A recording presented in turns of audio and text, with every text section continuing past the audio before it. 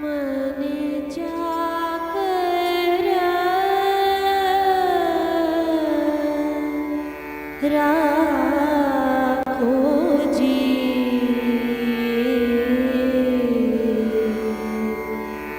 गिरधारी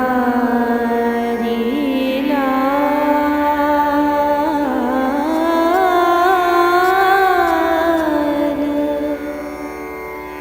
मन जाकर राखो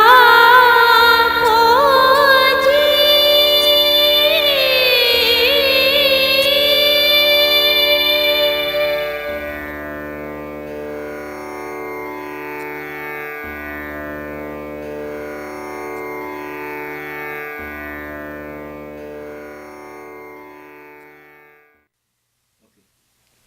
This is episode 44. Om Namo Bhagavate Vasudevaya. Om Shanti Shanti Shanti. Hari Om Tat Sat. In this chapter of Karma Yoga, Yoga through actions, and it is the key to Gita, key to our life itself, our immediate concern. When I was thinking about it, it seems like God is telling us how to act and react with Him through nature, through our fellow men, through all that He has created, and then how to benefit from what He has created and how to use it to our advantage, to the advantage of each and every one of us. He expects us to live as a one large family where He is the head and we are His family. This is what I gather as I am meditating on these slokas. Last time we discussed the slok number 12. I want to go over that by not following the laws or not reacting or interfacing with God and His laws, we are creating problems for ourselves, not for God. He being infinite, He doesn't get hurt. We ourselves get hurt, and obviously wouldn't like that, like a mother would not like child suffering. So the slok 12 and 13 goes together. Ishtan bhogan hi vah devaha dasyante yagya bhavitaha तैहि दत्तान अप्रदाय एभ्य यह भुंक्ते स्तेन एव सहा. This slok tells us that if we interface properly with elements of nature, and we have talked about that, all that God has provided for our good, it is necessity. We are made of those 5 elements, so we have to interact. We will by nature interact, whether we like it or not. So, if we have knowledge, proper knowledge to make proper use, we will all be happy. There is abundance of everything God has created. There is no need to ever think that there is scarcity, provided we don't misuse it. And that is what we need to learn as we move along in here. So it says that if we will work selflessly, if we don't keep just the rewards but the service, serving the people like God is serving us, the elements are serving us like the sun and the moon and the ocean, the air and the earth. They are all the rivers, even animals and trees. Everything He has created is not only mutually serving but serving the man himself, as if He has created everything for man so that man will realize his ultimate goal of self-realization, that he is part of God. So if we act in a selfless service, then Lord will be pleased because we are performing yajna, selfless service, no motives, no expectation of reward. Serving others itself is a reward. Lovingly helping others gives us joy in itself should be our reward, our expectation, our fruits. Until we come to that stage, we will not find happiness. It will be merely business and trade. And that in business and trading, Lord has not built in any peace. So we want to make these statements of Lord or Gita very carefully as a yardstick in our life. And we will come to this very soon. So Lord says that if he, whatever He has given us to be used, whether it's intellect, this body, mind, whatever He has given us, if we don't make proper use of it and don't return for the good of the world, don't keep everything pure in the as He has given us, then we are, and if we eat only for ourselves, being selfish, then we are thieves.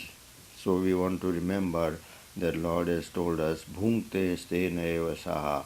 These are thieves who are eating stolen food, no matter how much we think we have earned, physically worked hard for it.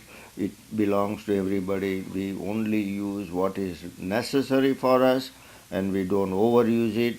Overusing already makes us sick and it's not in our interest anyway. So we must learn to share, and sharing is what is yajna all about. The next slok says, Yajna shishta shina santa muchyante sarva kilbishaihi bhunjate te tu agham papa ye pachanti atmakaranat. We should eat only after we have fed others. We should think of others first before we think of ourselves. Then we will be free from all the sins. We will become saint. If we don't do that, and if we always think of ourselves first, that I will fill my stomach first, my family, my house, everything my, I and mine, then he says we are eating sin and we are trying to hurt ourselves, those who are eating for themselves and never think of others.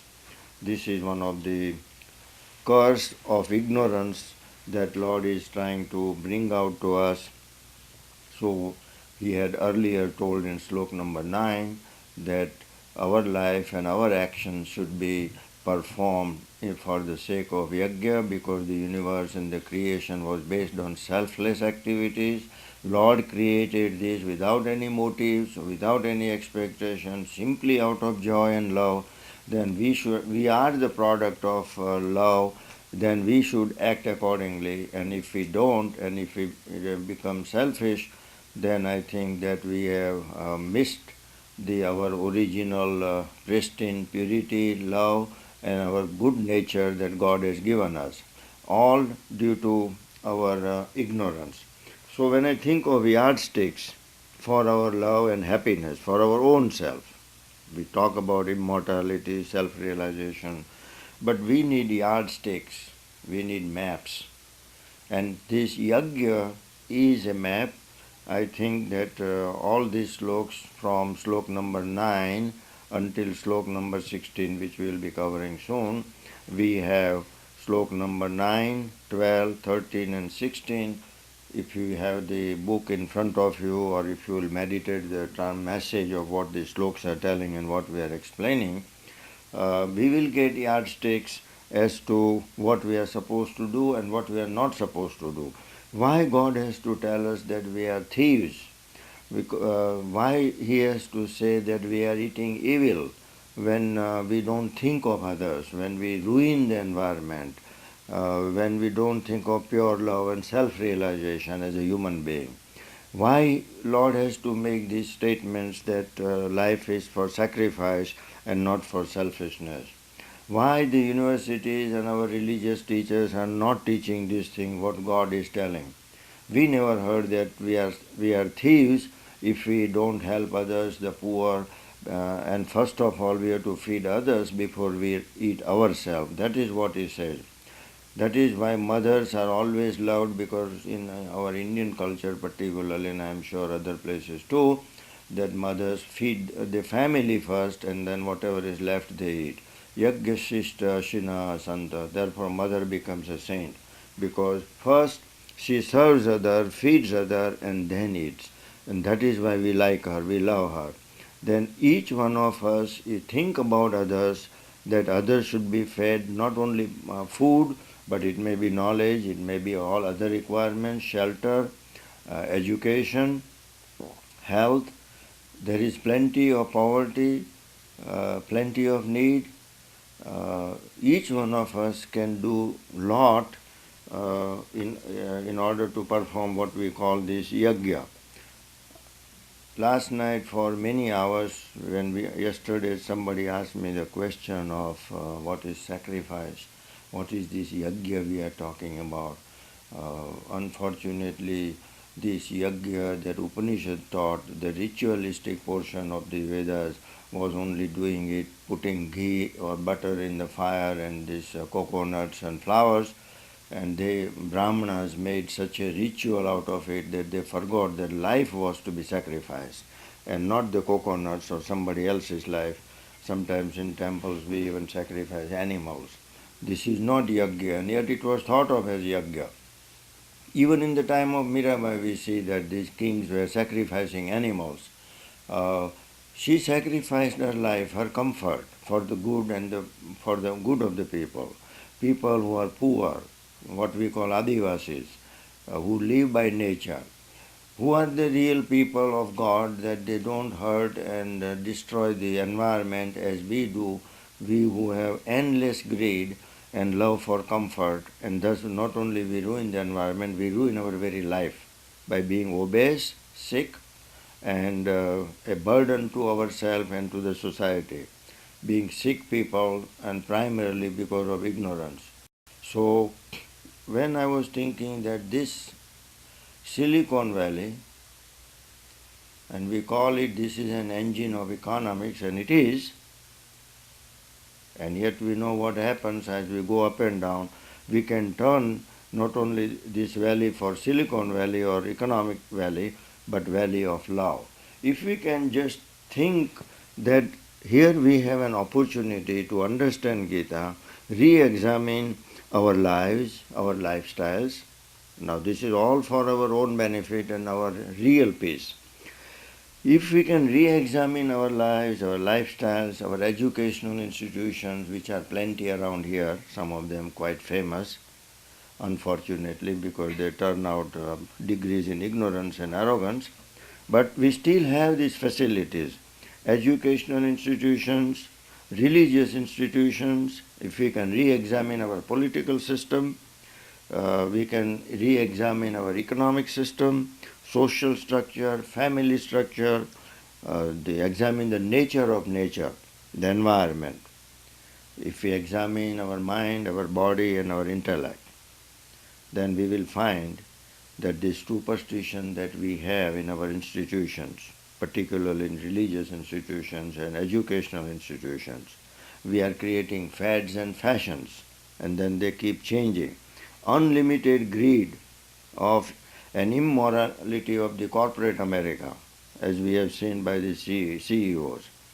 Personal greed of individuals who are investing in stock markets. I know people who tell me they have lost hundreds of thousands of dollars. Here we have this culture in the valley. We know what resources we have, and we know what problems we have. Now, how we can turn around all these resources? So I was thinking one time, many years ago, I was in one of the cities in India, and we were just going around with a friend of mine with whom I was staying, and we saw people who were actually sleeping on the streets. It was winter time.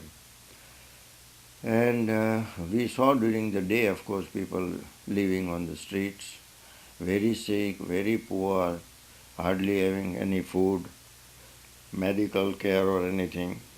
And I just was talking to my friend and I said, these people need blankets. First thing, this is a winter time. I don't know how they must be sleeping here, shivering. And so he says, now what shall we do? I said, well, let's get blanket and just when they are sleeping, just put blankets on them. Go all around the streets wherever you can, whatever resources you have. And then he immediately bought a truckload of blankets. At midnight, I said, don't go before that. Go late. When everybody is gone, everybody is sleeping, nobody knows, and truckload of blankets he took, and then he covered the people who were sleeping and shivering. We could feel the love that this kind of service would give us, and this is all around us, everywhere.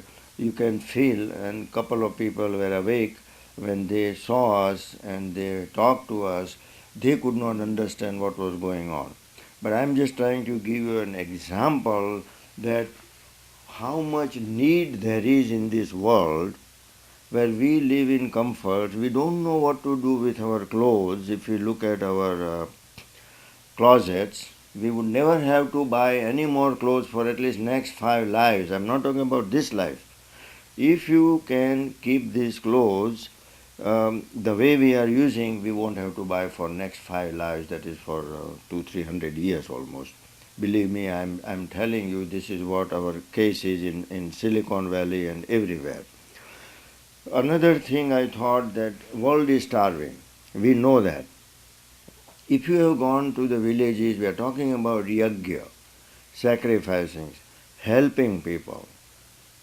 We are not helping people. We should have some feelings in our heart that we all belong to one creator. God is telling us this thing. So I said, well, if we all fasted here in Silicon Valley, the Indians, I think that in the United States there are 2 million people. I had a dream in which I started calculating in my dream that there are 2 million Indian Americans, if you want to call them, people who migrated from India. About 2 million. Maybe there are about 5 to 6 million people overseas out of India. Most of them are well to do. If they don't eat once, I don't even want to ask, just don't eat one day a week. And I think if you estimate $10 a day for 3 times eating, which may not be an estimate out of line, then you can multiply 2 million times $10 a week, because once a week we fast, and imagine how much money. I think it ran into $1 billion in 1 year. Now I was in Mount Abu and I was looking at those Adivasis who were standing in line for work. Every morning these poor people come from the jungles into the town to hoping that they will find some work to do, whether it's government or whether it is in the town. And most of them were women, very poor young women, looking for jobs. And I stood there for hours to see what was happening, and more than 50% would be turned down because they don't have work. And then I asked somebody, how much do they make anyway if they had a job? And they told me 40 rupees a day. They would be working all day in the forest, planting the trees. That was one of the projects the government had. And 40 rupees a day is $1 a day. For us, it is $1 a day. And yet half of them did not get the job of earning that $1 a day, 40 rupees a day, which they would live on. So when we come across this situation day in and day after, here our endless lust for comforts, food, and making ourselves sick, and we can think of this thing. We travel, let our young people travel in India, even within United States, overseas, Africa. I'm not trying to say that there is only one place. I'm sure everywhere, South America, we hear that people need help. They need education, understanding. Older people needs love.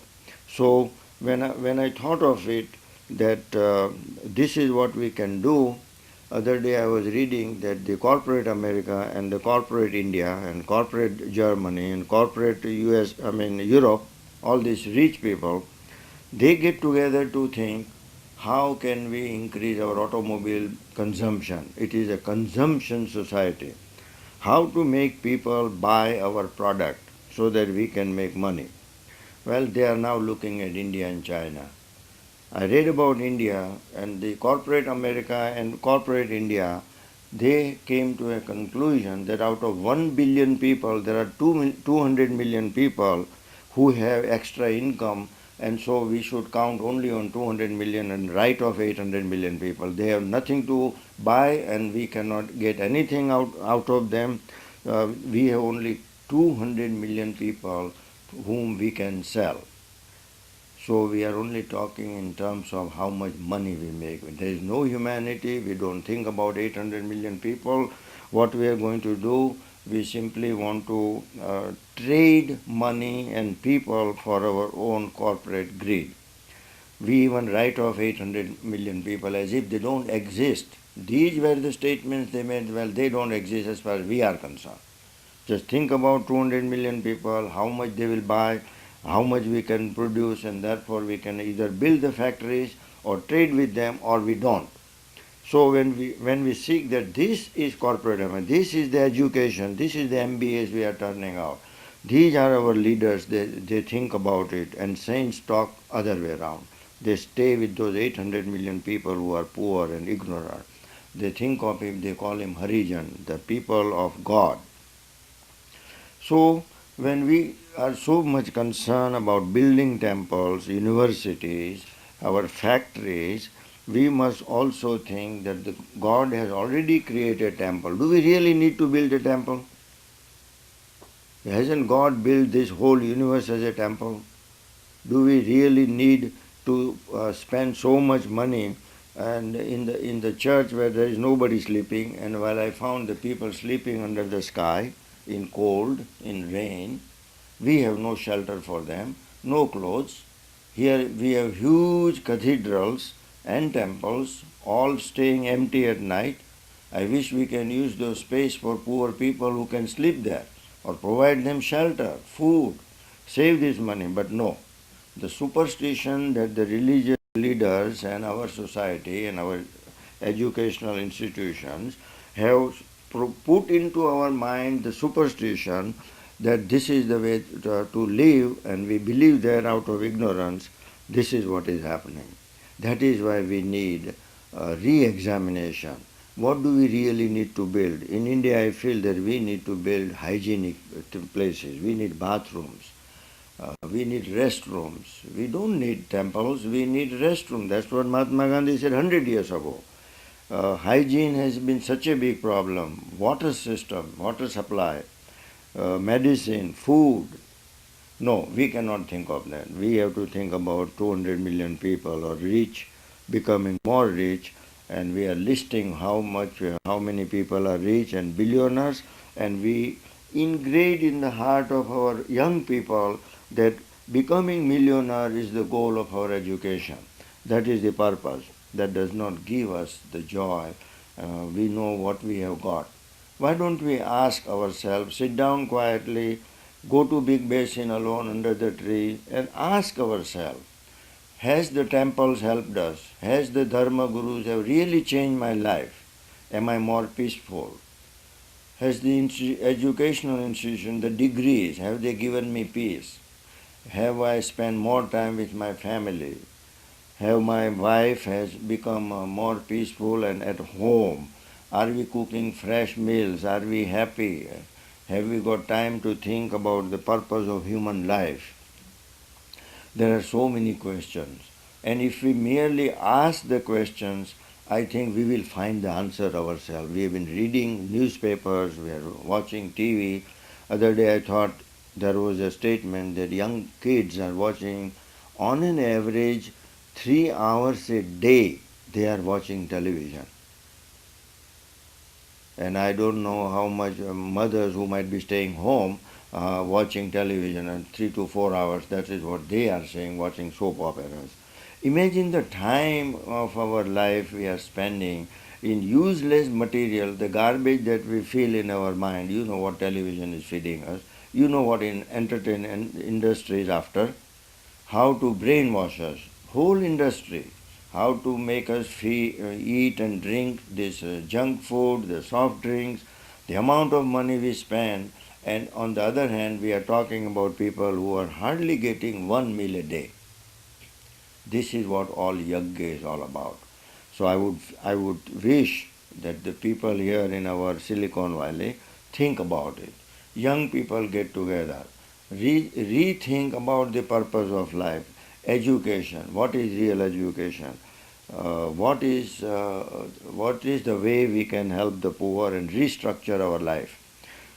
So when I think of all these things that Lord is telling us in these 5 slokas about yajna, sacrifice our life, make use of our life for our own joy. And in doing so, I don't think that we are thinking of as if we have done a great thing of helping others. We simply are helping ourselves. We want love. We want peace. We haven't found it. As a matter of fact, we are going in the wrong direction.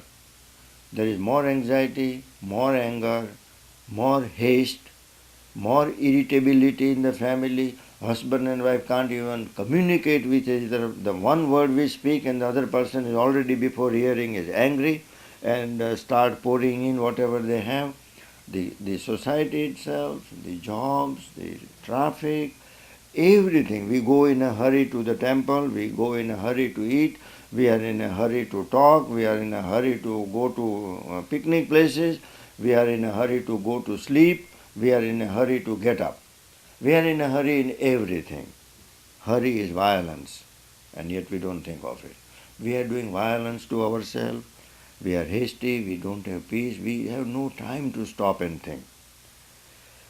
Amazing as it is, Gita ji has already told us that our life should be restructured according to what the uh, primal laws are, and that is what we are learning.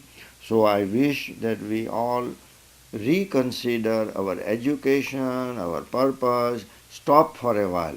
Maybe we take few days off, maybe we take a year off from the university, go in the villages, examine the needs, as Mahatma Gandhi used to say that the student should take off a year from the college, go and stay with the poor in the villages, see their needs, and then come back and get education that will help to serve them, and not just what your corporate leaders are telling you what you need. You don't need MBA to become more egotistic and more full of vanity and pride, but we need to be humble. Education was always, as we have often said, to be humble. Do everything that will make us humble. Everybody has an angle. Everywhere I have found nothing where there is no angle. There is nothing nobody is doing where there is no angle. If you go deep enough, there will be an angle. Every institution, every person, if not money, then they have name and fame. And through name and fame, they will make money. This ego, and then again we will be buried very soon before we know, and all our money and everything will remain here as God is telling us.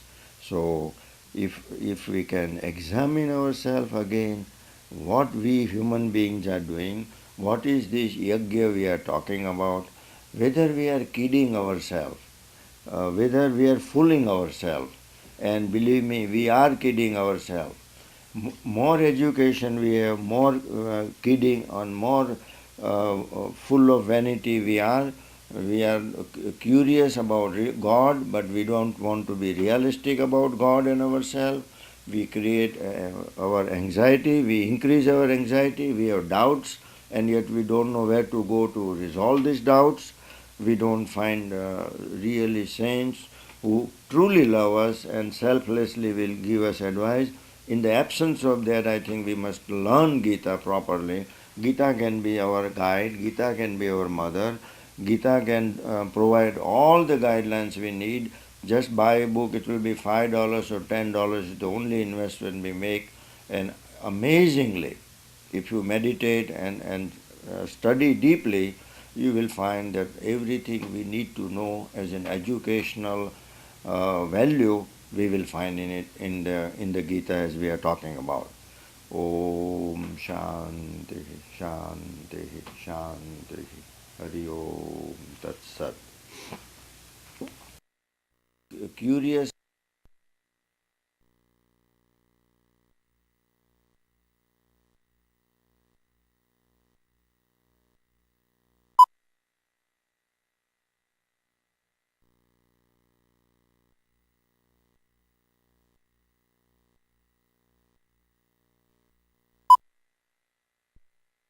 learn Gita properly, Gita can be our guide, Gita can be our mother, Gita can provide all the guidelines we need.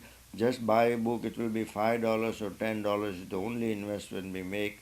And amazingly, if you meditate and study deeply, you will find that everything we need to know as an educational value we will find in it in the Gita as we are talking about.